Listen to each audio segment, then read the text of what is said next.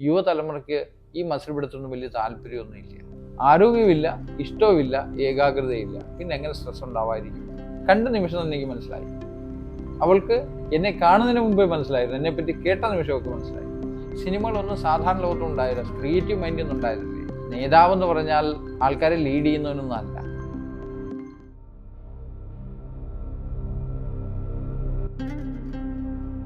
National crime records bureau NCRBയുടെ കണക്കുകൾ പ്രകാരം ഇന്ത്യയിൽ ഒരു വർഷത്തിൽ ഏകദേശം 1,70,70,000 പേർ ആത്മഹത്യ ചെയ്യുന്നു. എന്നുവെച്ചാൽ ഒരു ദിവസത്തിൽ 450-ൽ പേർ, ഓരോ മണിക്കൂറിലും ഏകദേശം 20 പേർ. ആത്മഹത്യ നിരക്കിൽ കേരളം ഒട്ടും മോശമല്ല, 3-ാം സ്ഥാനമാണ് നമുക്കുള്ളത്. ഇവ വെറും അക്കങ്ങളല്ല, ജീവിതങ്ങളാണ്. Academic pressure, job stress, financial instability, family issues, ഇങ്ങനെ ഒരുപാട് കാര്യങ്ങൾ ഈ കണക്കുകളുടെ പിന്നിലുണ്ട്. ഇന്ന് ജോലി ചെയ്യുന്നവരിൽ 78% ആളുകളും ഉയർന്ന സമ്മർദ്ദത്തിലൂടെയാണ് കടന്നു പോകുന്നത്.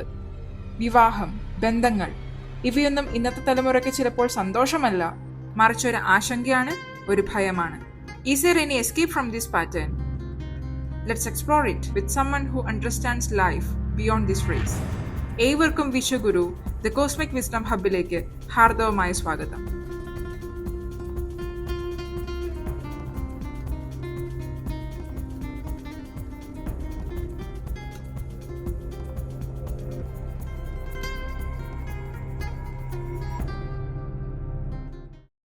മഹാരാജ്, ഈ സൊസൈറ്റിയിൽ എപ്പോഴും ഇങ്ങനെ ട്രെൻഡുകൾ മാറിക്കൊണ്ടിരിക്കും, പലതരത്തിലുള്ള ട്രെൻഡുകൾ വരാം. അപ്പൊ അങ്ങനെ ഇങ്ങനെ പറയുന്ന കേട്ടിട്ടുണ്ട്, പണ്ട് ആളുകൾ അല്ലെങ്കിൽ കുറച്ചുകൂടെ കോംപ്ലിക്കേറ്റഡ് ആയിരുന്നു, എല്ലാവരും പ്രൊഫഷണൽ രീതിയിലോട്ട് പോയി. പക്ഷെ ഇപ്പൊ അത് തിരിച്ചൊരു നാച്ചുറൽ രീതിയിലേക്ക് വരികയാണ്, അതാണ് ആൾക്കാർക്ക് കൂടുതൽ ഇഷ്ടം എന്ന് പറയുന്നുണ്ടായിരുന്നു. ആ ട്രെൻഡ് ഇപ്പൊ ഫാഷൻ ഇൻഡത്ത് നോക്കിയാലും കാണാൻ പറ്റും. ഇനിയിപ്പോ അതല്ല, ഇപ്പൊ പുതുതായിട്ട് എലക്ട് ചെയ്ത് വരുന്ന ആൾക്കാരൊക്കെ ആണെങ്കിലും കുറെ കൂടെ ഫ്രണ്ട്ലി ആയിട്ടൊക്കെ ഇടപെടുന്ന ആൾക്കാരോട് അവർ പൊസിഷൻ എന്ന് പറഞ്ഞിട്ട് ഇങ്ങനെ ഡിസ്റ്റന്റ് ആയിട്ടല്ല നിൽക്കുന്നത്, എല്ലാവരുടെയും കൂടെ സപ്പോർട്ട് ചെയ്ത് നിൽക്കുന്ന രീതിയിലൊക്കെ ബിഹേവ് ചെയ്യുന്നു. അപ്പൊ അതെന്തുകൊണ്ടായിരിക്കും ഇങ്ങനെ ഒരു മാറ്റം സംഭവിക്കുന്നത്? ഇത് ആണല്ലോ പ്രകൃതി. മാറ്റത്തിന്റെ പേരായി പ്രകൃതി, പരിണാമം. ഈ പരിണമിച്ചുകൊണ്ടേയിരിക്കും. ഇപ്പൊ കുറച്ചു കാലം ഈ ട്രെൻഡുകളൊക്കെ പണ്ടേ ഉണ്ടേ. പണ്ടേ തലമുടിയുടെയൊക്കെ ഒത്തിരി ഫാഷൻ ഉണ്ടായിരുന്നു.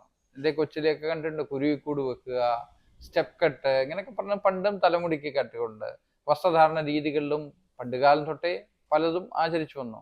പണ്ട് മഹാരാജാക്കന്മാർ വരെ തോർത്തൊടുത്ത നടന്ന ഒരു കാലത്തെ പറ്റി നമ്മൾ കാണുന്നുണ്ടല്ലോ. ഫുള്ള് വേഷത്തിലൊന്നും അല്ലാതെ തോർത്തൊടുത്ത മഹാരാജാക്കന്മാരുടെ പടമൊക്കെ നമുക്ക് കാണാൻ കേരളത്തിൽ ഇല്ലേ. അപ്പോൾ അത് കഴിഞ്ഞ് വലിയ ജാക്കറ്റൊക്കെ ഇട്ട്, ഇപ്പൊ നോർത്ത് ഇന്ത്യൻ കല്യാണത്തിനൊക്കെ ഉപയോഗിക്കുന്ന തരത്തിലുള്ള ജാക്കറ്റൊക്കെ ഇട്ട രാജാക്കന്മാരെയും കാണാം. അതുപോലെ തന്നെ പ്രജകൾക്ക് പിന്നെ ഇനും വേണ്ടൊന്നും ഇല്ലല്ലോ. വസ്ത്രം എന്നൊക്കെ പറഞ്ഞാൽ വലിയ ബുദ്ധിമുട്ടായിരുന്നു. അന്ന് അധികം ട്രെൻഡ് ഒന്നും പറ്റില്ല. ഒരേ ട്രെൻഡ് കുറെ കാലം നിൽക്കും. പരിണാമം വളരെ സ്ലോ ആയിരുന്നു അല്ലേ. കാളവണ്ടി ചക്രത്തിൽ നിന്നും ബെൻസിലെത്താൻ ഒത്തിരി കാലം വേണ്ടി വന്നു ഇല്ലേ. പക്ഷെ ബെൻസിൽ നിന്ന് ഇപ്പോൾ ഈ അഡ്വാൻസ് ആയിട്ടുള്ള വെർഷൻസ് ആയിട്ടുള്ള ഇതൊക്കെ നമ്മുടെ കാലഘട്ടത്തിൽ, നിന്റെ കൊച്ചുകാലം തൊട്ട് നീ ശ്രദ്ധിച്ചു കഴിഞ്ഞാൽ കാണും, വളരെ അടുത്ത കാലത്ത് എത്രയേറെ ഫാസ്റ്റ് ആയിട്ടാണ് പരിണമിക്കുന്നത്. പ്രകൃതി നാശത്തിലേക്ക്, സ്പീഡിലേക്ക് കുതിച്ചുകൊണ്ടിരിക്കുക. അതാ കലികാലത്തിന്റെ പ്രത്യേകത. എല്ലാത്തിനും സ്പീഡ് കൂടും. ഇപ്പോ പണ്ടൊക്കെ ഓരോ ഇൻവെൻഷനൊക്കെ ഉണ്ടായി പറഞ്ഞ എത്രയോ വർഷങ്ങൾ കഴിഞ്ഞ റേഡിയോ, ടെലിവിഷൻ ആകാൻ എത്രയോ നാളെടുത്തു. ഇപ്പൊ ടെക്നോളജി കണ്ടില്ലേ, അനുദിനം എന്തെല്ലാം ടെക്നോളജിക്ക് അഡ്വാൻസ്മെന്റ് ഉണ്ടാവുന്നത്. ഇനി AI കൂടെ വന്നു കഴിഞ്ഞു. ഇനിയിപ്പോൾ എന്തൊക്കെ വളരെ ഫാസ്റ്റായിട്ട് മാറ്റങ്ങൾ ഉണ്ടാവുന്നത് കണ്ടില്ലേ. അപ്പോൾ ഇതിപ്പോ ഒരാൾക്ക് അറിവുണ്ട്, ഞാൻ വലിയ അറിവുള്ളതെന്ന് പറയാൻ ആരുടെയും വിരൽ തുമ്പിലുണ്ടാകും. അതുകൊണ്ട് തന്നെ അതിൻ്റെ അകത്തൊരു സ്കോപ്പില്ല. പല കാര്യങ്ങളും ചെയ്തെടുക്കാൻ വേണ്ടി വലിയ എക്സ്പീരിയൻസിൻ്റെ ഒന്നും ആവശ്യമില്ല. അല്പം യുക്തിയും ഈ ടൂൾസ് ഉപയോഗിക്കാനുള്ള കഴിവുണ്ടെങ്കിൽ വളരെ എളുപ്പം ചെയ്തെടുക്കാവുന്ന കാലമെത്തി.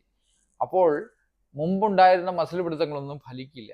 അപ്പോൾ സ്വാഭാവികമായിട്ട് തന്നെ ഈ പറഞ്ഞ നേതാക്കന്മാരും ഈ പറഞ്ഞ ടീച്ചേഴ്സും ഈ പറഞ്ഞ ആൾക്കാരും ഒക്കെ നമ്മളിലേക്ക് ഇറങ്ങി വരേണ്ടി വരുന്നു. കൂടാതെ യുവതലമുറയ്ക്ക് ഈ മസിൽ പിടുത്തൊന്നും വലിയ താല്പര്യമൊന്നുമില്ല. സിമ്പിളായിട്ട് ഫ്രണ്ട്ലി ആയിട്ട് കാര്യങ്ങൾ പറഞ്ഞു കൊടുക്കുന്നവരെ അവർക്ക് വേണ്ടത്. അങ്ങനെയുള്ളത് സക്സസ് ആവും. അപ്പൊ എങ്ങനെയാണോ പ്രകൃതി നിശ്ചയിക്കുന്നത് അതനുസരിച്ചല്ലേ ബിസിനസ്സുകാരും പുറകെ വരിക. ബിസിനസ് നേതാവെന്ന് പറഞ്ഞാൽ ആൾക്കാരെ ലീഡ് ചെയ്യുന്നവനൊന്നും അല്ല. ആൾക്കാർ എങ്ങോട്ട് നടക്കുന്നു എന്ന് കാണുക, അതിന്റെ മുന്നിൽ കയറി നടക്കുക. അങ്ങനെയാണ് നേതാവ് ഉണ്ടാവുന്നത് പുതിയ കാലത്ത്. അപ്പം മുന്നിൽ കയറി നടക്കുമ്പോൾ നേതാവായി. അപ്പൊ എല്ലാവരും വിചാരിക്കും, ഓ ഇവര് ഫോളോ ചെയ്യാം എന്ന് പറഞ്ഞ പോലെ. നമ്മളിപ്പോ സോഷ്യൽ മീഡിയയുടെ ഈ കാലത്ത് എത്ര കണ്ട് ഒരാളുടെ മുഖം പ്രചരിക്കുന്നു, എത്ര കണ്ട് അയാൾ അഭിനയിക്കുന്നു, എത്ര കണ്ട് അയാൾ അയാൾ റിയലിസ്റ്റിക് ആണ്, സത്യമാണെന്ന് നമ്മളെ ബോധ്യപ്പെടുത്തുന്നു, അത്ര കണ്ട് അയാൾ സക്സീഡ് ആകുന്ന കാണാം അല്ലേ.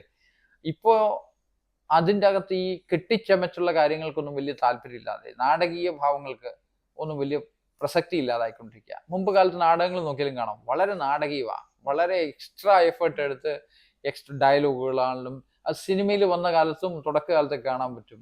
ഇന്ന് അതൊക്കെ കണ്ടാൽ നിങ്ങൾ ചിരിക്കില്ല. യുവതലമുറ അതൊക്കെ കണ്ടു കഴിഞ്ഞാൽ എന്തോ ജാടയാണ്. ഇപ്പോഴത്തെ സിനിമകൾ നോക്കി എത്ര റിയലിസ്റ്റിക് ആയിട്ടാണ് അല്ലേ. സംസാരങ്ങളൊക്കെ നമ്മൾ സാധാരണ ഉപയോഗിക്കുന്ന അശ്ലീല പദങ്ങളൊക്കെ വളരെ സിനിമയിൽ വളരെ പ്രചാരമായി. നമ്മൾ സാധാരണ രീതിയിലൊക്കെ പെരുമാറുന്ന അതേ നമുക്ക് ഇന്ന് ഉൾക്കൊള്ളാൻ പറ്റുന്നു. കാരണം പ്രകൃതിയുടെ പരിണാമത്തിന്റെ രീതികളാണ്. അതനുസരിച്ച് സിനിമ ഉണ്ടാവുന്നു, അതനുസരിച്ച് വീണ്ടും യുവമനസ്സുകളിൽ ചേഞ്ചസ് ഉണ്ടാവുന്നു. അങ്ങനെ മാറിക്കൊണ്ടിരിക്കുന്ന ഈ തത്വത്തിനാണ് പ്രകൃതി എന്ന് പറയുന്നത്. അതിന്റെ ഇപ്പോൾ ഉള്ള ഇരുണ്ട കാലഘട്ടത്തെ കലികാലം അല്ലെ കാളിയുടെ ദി എറ ഓഫ് കാളി, എറ ഓഫ് ദാറ്റ് ഡാർക്ക് ഡിവൈനിറ്റി എന്ന് പറയാം. അതിന്റെ കാലത്ത് ഇങ്ങനെയൊക്കെയാ സംഭവിക്കുക. ഇത് കൂടുതൽ നാച്ചുറൽ ആയിക്കൊണ്ടിരിക്കുക. ഇപ്പൊ യു എസിലേക്ക് വീഡിയോസും മറ്റുള്ള കാര്യങ്ങളൊക്കെ ഇപ്പം നോക്കി കഴിഞ്ഞാൽ നമുക്ക് അറിയാൻ പറ്റും. പക്ഷെ ഓവർ ഫ്രണ്ട്ലി എന്ന് തന്നെയല്ല, അൺപാർലമെന്ററി, നമുക്കിപ്പോൾ സങ്കല്പിക്കാൻ പറ്റാത്ത രീതികൾ അവർ സംസാരിക്കുന്നത് ഇല്ലേ. അതൊന്നും നമ്മുടെ ഇവിടെ എത്തിയിട്ടില്ല. വലിയ താമസിയാതെ ഇവിടെ അതൊക്കെ എത്തും. ഇത്തരം കാര്യങ്ങളൊക്കെ ഇവിടെ എത്തും. കുറച്ചുകൂടെ കഴിയുമ്പോഴത്തേക്ക് ഇപ്പോൾ ഗുരു ശിഷ്യ സംവാദത്തിലേക്ക് പച്ചയ്ക്ക് പറയുന്ന ഒരു കാലം താമസിയാതെ തന്നെ എത്തും. നമ്മുടെ ഇവിടെ എത്തിയിട്ടില്ല. മനുഷ്യനെ സ്വീകരിക്കാൻ തയ്യാറാണെങ്കിൽ നമുക്കും അങ്ങനെ പച്ചയ്ക്ക് പറയാനാണ് ഇഷ്ടവും. നമ്മൾ പച്ചയ്ക്ക് പറയുകയാണ് ഇപ്പോഴും ശ്രമിച്ചുകൊണ്ടിരിക്കുന്നത്. അല്പം കൂടെ പാർലമെന്ററി ആയിട്ടുള്ള വാക്കുകൾ ഉപയോഗിക്കുന്നെന്ന് മാത്രം. പറയാൻ ഉദ്ദേശിക്കുന്ന കാര്യങ്ങളും പറയുന്ന കാര്യങ്ങളും ഒക്കെ വളരെ വളരെ ഫ്രണ്ട്ലിയാ. അത് അറിയേണ്ടതാ. കാരണം നമ്മൾ പലതും മറന്നു പോയിന്ന്. ഇത് നമ്മുടെ കൾച്ചറും അല്ല. നമ്മൾ സ്വാഭാവികമാകുക, പ്രകൃതിക്ക് അധീനരാവുക. ആ പ്രകൃതി പരമേശ്വരി തന്നെയാ.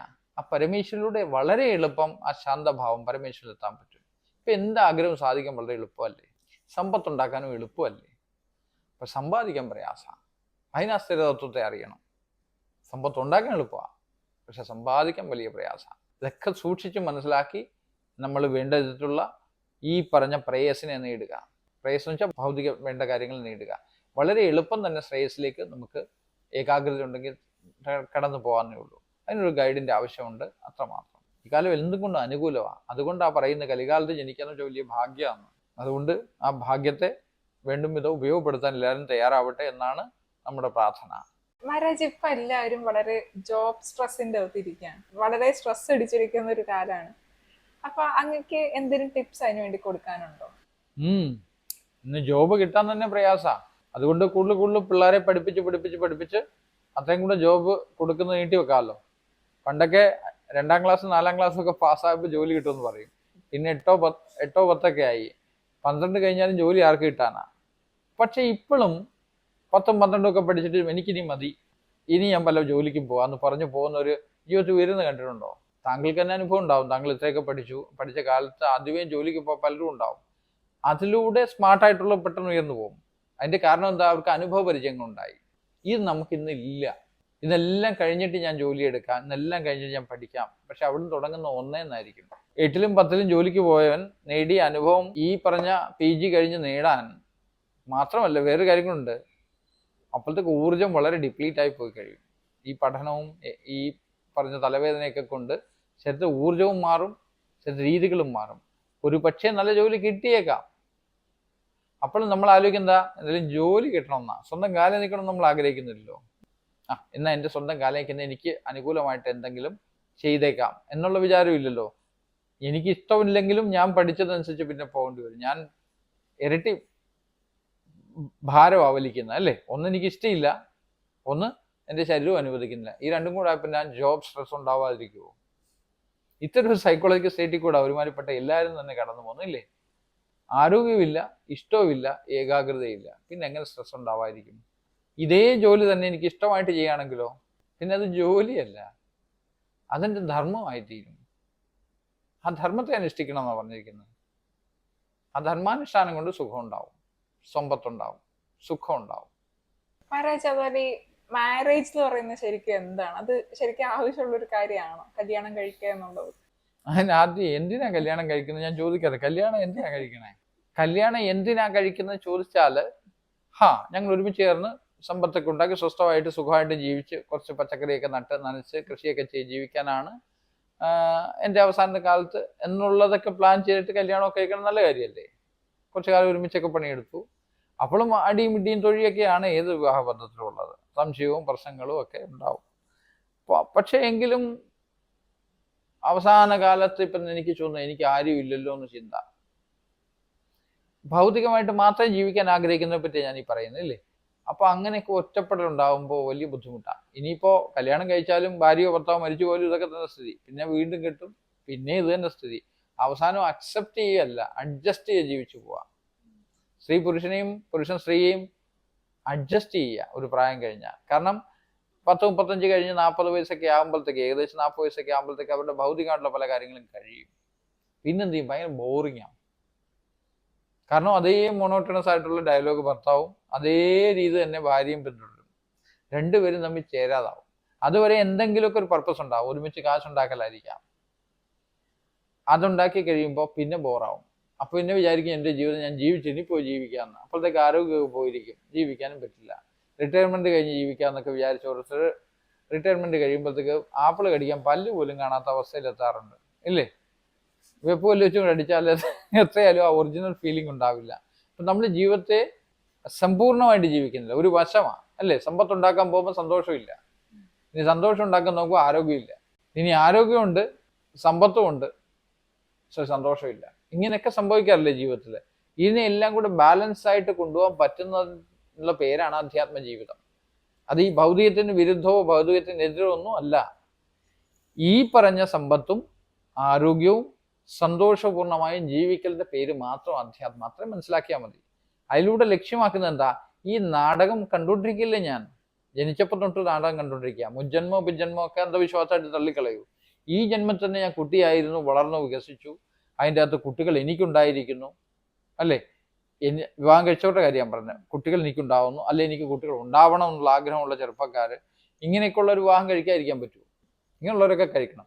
ഇനി ഇതൊന്നും വേണ്ട, ഇതെടുത്ത് തലേ വെക്കാൻ ഞാൻ ആഗ്രഹിക്കുന്നില്ല. അവസാന കാലത്ത് ഏകാന്തതയായിരിക്കും, പക്ഷെ അതിനുവേണ്ടി ഞാൻ തയ്യാറാണ്. എനിക്ക് എൻ്റെ മനസ്സിനെ ഏകാഗ്രപ്പെടുത്തി എന്നിലെ സത്യത്തെ തിരിച്ചറിയണം. എന്തൊക്കെ വന്നാലും ഈ സത്യമറിയാതെ എനിക്ക് ശാന്തി ഉണ്ടാവുന്നതല്ല, ഈ സത്യമറിയാതെ എനിക്ക് സുഖം ഉണ്ടാവുന്നതല്ല എന്ന് നിർണയിച്ചിരിക്കുന്ന വിവാഹം കഴിക്കണ്ട. എനിക്ക് സ്വസ്ഥമായിട്ട് എനിക്ക് എൻ്റെ ജീവിതം ഏകാന്തമായിട്ട് ജീവിക്കണം എന്നുറപ്പുള്ളവർക്ക്. പിന്നെ അവർക്ക് കുറ്റം പറയാൻ അവകാശം ഇല്ലെന്നൂടെ ഓർത്തോണം. അവസാനം വരുമ്പോൾ മറ്റുള്ളവരെ നോക്കി കൊതിക്കറിവ് പറയാനോ സൊസൈറ്റികളിൽ നമുക്ക് പ്രവേശനം കിട്ടില്ല ബാച്ചിലറാണെങ്കിൽ, ഇല്ലേ? പൊതുവെ സൊസൈറ്റി അക്സെപ്റ്റും ചെയ്യുന്നില്ല പലപ്പോഴും. അങ്ങനെയൊക്കെയുള്ള സമയത്ത് ശ്രദ്ധിച്ചുകൊള്ളുക.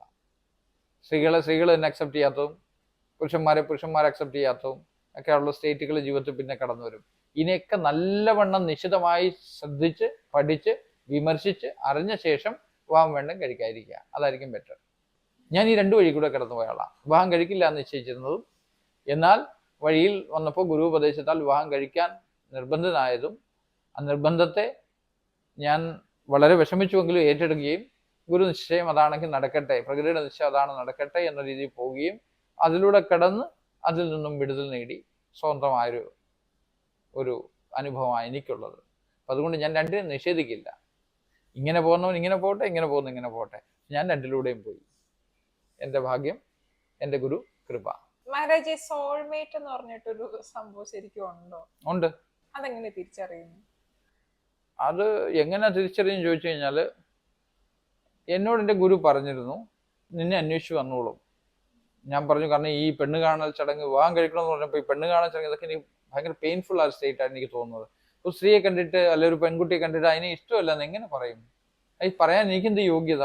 ഇതൊക്കെ എനിക്ക് വല്ലാത്ത വിഷമം ഉണ്ടാക്കുന്ന ചിന്ത. അതുകൊണ്ട് ഈ പെണ്ണ് കാണൽ ചടങ്ങ്, ബ്രോക്കർ പോയി അന്വേഷിക്കുക, ഇതൊക്കെ എനിക്ക് സഹിക്കാൻ പാടില്ലാത്ത ഒരു ഇതായിട്ടാണ് എനിക്ക് തോന്നുന്നത്. കാരണം അധ്യാത്മ ജീവിതം ജീവിക്കാൻ ആഗ്രഹിക്കുന്ന ഒരാൾ എനിക്ക് പറയാൻ പറ്റുമോ നിനക്ക് സൗന്ദര്യമില്ല, എന്തേ കാശില്ല, അതുകൊണ്ട് ഞാൻ കെട്ടില്ല, ഇങ്ങനെയൊക്കെ പറയാനുള്ള ഇതൊക്കെ മഹാദ്രോഹമല്ലേ? എനിക്കത് ഭയങ്കര പെയിൻഫുൾ ആയിട്ടാണ് തോന്നിയത്.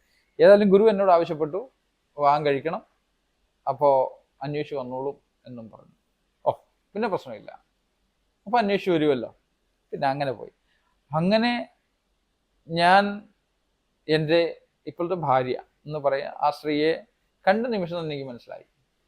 അവൾക്ക് എന്നെ കാണുന്നതിന് മുമ്പേ മനസ്സിലായിരുന്നു, എന്നെപ്പറ്റി കേട്ട നിമിഷമൊക്കെ മനസ്സിലായി. അപ്പോൾ സോൾമേറ്റ് ഇല്ലേ? ഉണ്ട്. അതുകൊണ്ട് ഞങ്ങളുടെ ജീവിതം അത്ര സുഖകരമൊന്നും ആയിരുന്നില്ല. ഒരു വശം പൂർണ്ണ ആനന്ദം, പൂർണ്ണ സുഖകരം, മറ്റു വശം അതുപോലെ. അത് ഞാനുണ്ടാക്കിയതാ, അയാളുടെ കുറ്റമേ അല്ല. ഞാനാണ് ഇന്നത് മുഴുവൻ. എൻ്റെ സന്യാസ രോഗം എന്നെ വല്ലാണ്ടിട്ട് കുടഞ്ഞു, വല്ലാണ്ട് എന്നെ ഉപദ്രവിച്ചു. കാരണം അതിലെത്തിപ്പെടാൻ വേണ്ടി എന്തും ചെയ്യാൻ ഞാൻ തയ്യാറാ, മരിക്കാൻ കൂടെ തയ്യാറാ, കുടുംബത്തെ ഉപേക്ഷിക്കാൻ തയ്യാറാ. അങ്ങനെ അവസ്ഥ കൂടെ കടന്നു പോയപ്പോൾ ഞാനാണ് എല്ലാ പ്രശ്നങ്ങളും കാരണമായത്. എന്നെ അതിൽ നിന്നൊക്കെ ഊരിയെടുത്തതും അയാളാ. അപ്പൊ സോൾമേറ്റ് അല്ലേ എന്നെ രക്ഷിക്കാൻ പറ്റിയത്. ഗുരു തന്നെയാണ് സോൾമേറ്റ്, അത് വേറെ തലം. പക്ഷെ ഗുരു തന്നെയാണല്ലോ ഭാര്യയും. ശക്തിയും ശിവനും ഗുരു തന്നെ അല്ലേ? ശിവരൂപമാണ് ഗുരു, ശക്തിരൂപമാണ് ഭാര്യ. ഞാനോ കേവലം സാക്ഷി മാത്രം. ഇപ്പൊ സോൾമേറ്റ് ഉണ്ട്. മഹാരാജ്, ഈ പുരാണങ്ങളൊക്കെ ജസ്റ്റ് ഒരു സ്റ്റോറിയാണോ അതൊരു റിയാലിറ്റി ആണോ? പുരാണങ്ങള് കഥാരൂപത്തിൽ നമുക്ക് കാണാം ഇല്ലേ? അതിന്റെ ആഴങ്ങളിൽ തത്വത്തെ ഗ്രഹിച്ചെന്നാൽ ഇതൊരു സ്റ്റോറി ടെല്ലിങ്ങിന്റെ ഒരു സ്റ്റൈലാണെന്ന് മനസ്സിലാവും. എന്ത് story telling? Kundalini story telling. അതായത് കുണ്ടലിനി മാർഗത്തിലൂടെ പോകുമ്പോൾ ഉണ്ടാകുന്ന അനുഭൂതികള് അതിനെ കഥകളാക്കി വെച്ചിരിക്കുന്നു. ഇത് ആർക്ക് അനുഭവമാവും? കുണ്ടലിനി മാർഗത്തിലൂടെ സഞ്ചരിക്കുന്നവർക്ക് ഇത് വായിക്കുമ്പോഴോ അല്ലെങ്കിൽ കഥകൾ കേൾക്കുമ്പോൾ മനസ്സിലായിട്ട് ഇന്നതാ പറഞ്ഞിരിക്കുന്നത് പിടികിട്ടും. അതിനു വേണ്ടിയുള്ള സൈൻ ബോർഡ്സ് ആയത് ഇന്നതാണെന്ന് അറിയിക്കാൻ വേണ്ടിയാ. അത് ആ അനുഭവത്തിൽ കൂടെ കടന്നു പോകുന്നവർക്കേ മനസ്സിലാവുകയുള്ളൂ. അല്ലാത്തവർക്ക് അത് പിടികിട്ടില്ല. അല്ലാത്തവർക്ക് അത് കഥകളായിട്ട് ഇങ്ങനെ പാരമ്പര്യമായിട്ട് പ്രചരിക്കുകയാണ്. സാധാരണക്കാർക്ക് അത് കഥകളാണ്, ജ്ഞാനികൾക്ക് അതൊക്കെ കെട്ടുകഥകളാണ്, കുണ്ടലിനിക്കാർക്ക് അത് റിയാലിറ്റിയാണ്. മഹാരാജ്, അതിൻ്റെ അകത്ത് ഞാൻ ഒരു ഇടയ്ക്കൊരു സംശയം ചോദിച്ചോട്ടെ. ഇപ്പൊ ആദ്യം നമ്മൾ പറഞ്ഞായിരുന്നു ഇപ്പോഴത്തെ ആ ഒരു ട്രെൻഡ് എന്ന് പറയുന്നത് എല്ലാം സിമ്പിൾ ആയിട്ട് വെക്കുക, നാച്ചുറലായിട്ട് പ്രസന്റ് ചെയ്യുക എന്നുള്ളതാണ്. പക്ഷെ ഈ പുരാണങ്ങളെല്ലാം പ്രസന്റ് ചെയ്തിരിക്കുന്നത് ഭയങ്കര നാച്ചുറലാന്ന് ഫീൽ ചെയ്യില്ലാത്ത ഒരു രീതിയിലല്ലേ, എക്സ്ട്രാ ഇട്ടിട്ടല്ലേ പ്രസന്റ് ചെയ്യുന്ന സ്റ്റോറിയൊക്കെ. ഭയങ്കര പവർഫുൾ ആയിട്ടുള്ള ആള് അല്ലെങ്കിൽ അതിന് കാണിക്കുന്ന ഒരു റെപ്രസെന്റേഷൻസ് ഒക്കെ നമുക്ക് സാധാരണ രീതിയിൽ ഇമാജിൻ ചെയ്യാൻ പറ്റാത്ത തരത്തിലാണ്. ശരിയാ. അല്ല, അതങ്ങനെ വെക്കുന്നത് കൊണ്ട് ഇപ്പോഴും ഇങ്ങനെ കണ്ടിന്യൂ ചെയ്ത് പോകുന്നു, അങ്ങനെയാണോ? അങ്ങനെയാണെന്ന് വെച്ചാൽ ഭയം മനുഷ്യ മനസ്സിനെ അട്രാക്ട് ചെയ്യുന്നത് വല്ലാത്ത സാധനമാണ് അല്ലേ? ഇതുപോലെ പറയുന്ന എക്സ്ട്രാ സെൻഷ്വൽ എന്നൊക്കെ പറയുന്ന സംഗതികൾ മനുഷ്യനെ വല്ലാതെ അട്രാക്ട് ചെയ്യും. കഥകളെല്ലാം നമ്മൾ കൊച്ചിലോട്ട് കേൾക്കുന്നതല്ലേ, കഥകളോട് നമുക്ക് താല്പര്യം. ആ ഭയാനകമായ കഥകൾ പ്രത്യേകിച്ച് ഓർത്തിരിക്കും. ഇനി അതിനെ കുറച്ചുകൂടെ പ്രാക്ടിക്കലായിട്ട് പറഞ്ഞാൽ ദുരന്തർ കണ്ടതല്ലേ? അതിൻ്റെ അകത്ത് ഡ്രഗ് അടിച്ച് അദ്ദേഹത്തിന്റെ സുഹൃത്ത് വരുമ്പോൾ ആ സുഹൃത്ത് എങ്ങനെയാ അവനെ കാണുന്നത്? ഭീകരാവസ്ഥ ഇല്ലേ? ആ ഡ്രഗ് സ്റ്റേറ്റിലാ.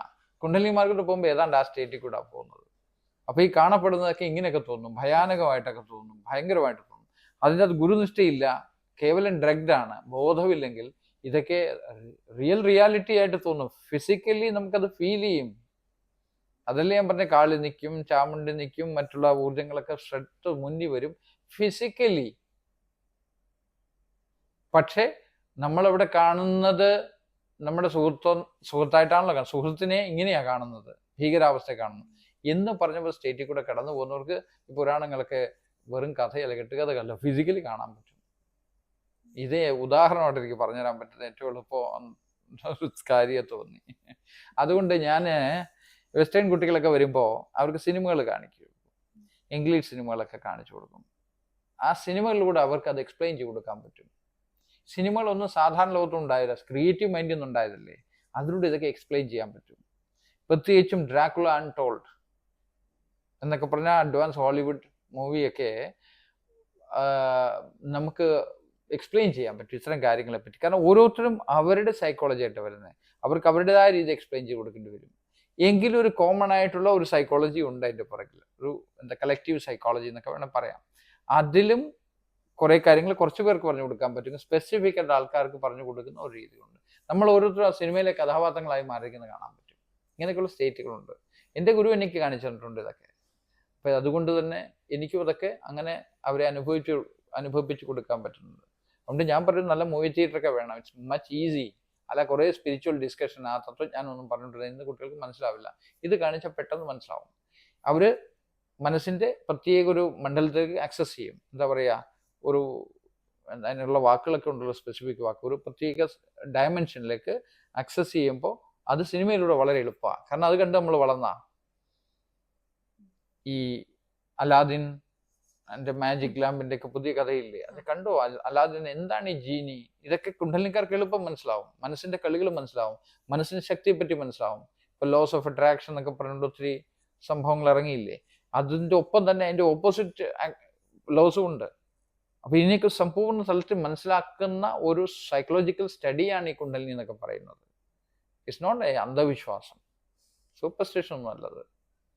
ആ തലങ്ങളിലേക്ക് പോകുന്നവർക്ക് റിയാലിറ്റി, അല്ലാത്തവർക്ക് ഒരു കഥയും. ഇപ്പൊ സൂപ്പർ നോവ എന്ന് പറയുന്നത്, താങ്കൾ ഫിസിക്സ് പഠിക്കുകയല്ല, സൂപ്പർ നോവ എന്ന് പറയുന്നു, ബ്ലാക്ക് ഹോൾ എന്ന് പറയുന്നു, ഇപ്പൊ വൈറ്റ് ഹോളിന്റെ ഫിലോസഫിയും തത്വജ്ഞാനമൊക്കെ നമ്മൾ കാണുന്നതാണ്. ഇതിലേക്ക് വേറെ തലമുണ്ട്. കുണ്ടലിനെ കൊണ്ട് നമുക്കതൊക്കെ വേറെ തലത്തിൽ മനസ്സിലാവും. ഇതൊക്കെ ഒരു സാധാരണക്കാരനെ സംബന്ധിച്ചുള്ള ഫിസിക്സ് പഠിക്കുന്ന തനിക്ക് പോലും ഇപ്പോഴും അത് സത്യം പറഞ്ഞ ഒരു കഥ മാത്രമല്ലേ. താൻ ഇതൊന്നും കണ്ടോ അനുഭവിക്കുകയോ ചെയ്തിട്ടില്ലല്ലോ, അല്ലേ? അത് അനുഭവിക്കാത്ത കാലത്തോളം തനിക്കിത് കഥകളാണ്. പക്ഷെ അതിനെ നമ്മളിപ്പോ അംഗീകരിച്ചിട്ടുണ്ട്. സൊസൈറ്റി, സയന്റിസ്റ്റുകൾ, ജേർണൽസ് ഒക്കെ അംഗീകരിച്ചിരിക്കും. നമ്മളതിനെ അങ്ങ് വിശ്വസിച്ചിരിക്കുക, അല്ലേ? സത്യത്തിൽ വെറും വിശ്വാസം മാത്രമല്ല, നമുക്കറിയില്ലല്ലോ. So somebody is saying something, നമ്മളതിനെ അങ്ങ് വിശ്വസിച്ച് വെച്ചിരിക്കണം. ഇത്രയേ ഉള്ളൂ ഇന്നും. അപ്പൊ അതിന് ഇത്ര കണ്ട് സയന്റിഫിക് ഒന്നും നമ്മളായിട്ടില്ല. അനുഭവിച്ചു നോക്ക്, അറിഞ്ഞു നോക്ക്. അപ്പോൾ ഇതൊന്നും കഥകളല്ല. ഇത് സൈക്കോളജിയുടെ വിവിധ മണ്ഡലങ്ങൾ, ഈ പറഞ്ഞ ഈ എക്സിസ്റ്റൻസിന്റെ ഡിഫറെന്റ് ഡയമെൻഷൻസ് ആണ് നമുക്ക് റിയലി മനസ്സിലാവും, എക്സ്പീരിയൻഷ്യലി മനസ്സിലാവും. അതിനുള്ള സപ്പോർട്ടാണ് നമ്മൾ ഇവിടെ ചെയ്യുന്നത്. But one has to be very careful. It's very dangerous. അത്രേ ഉള്ളൂ. കാരണം മനസ്സ് വേറെ മണ്ഡലം കിടക്കും, നമ്മുടെ ഇതുവരെയുള്ള റിയാലിറ്റി എല്ലാം കൊളാപ്സ് ആവും. എക്സിസ്റ്റൻഷ്യൽ റിയാലിറ്റിയുടെ പല മണ്ഡലങ്ങളിലേക്ക് നമുക്ക് കടന്നു ചെല്ലണമെങ്കിൽ ഈ റിയാലിറ്റിയെ വിട്ടു പോകാൻ പറ്റില്ല. അതുകൊണ്ടാണ് ഞാൻ പറഞ്ഞത് ഗ്രൗണ്ടിങ് ഈസ് മോസ്റ്റ് ഇമ്പോർട്ടൻറ്റ്. ഇവിടെ ഉറച്ചു നിൽക്കാതെ, ധർമ്മത്തിൽ നിൽക്കാത്തവർക്ക് ഇതിലേക്ക് കിടക്കാൻ അവകാശമില്ല, അനുവാദമില്ല. So Dharma is the most important according to way of path of Aghora, അല്ലെ വേ ഓഫ് അഘോരയിൽ.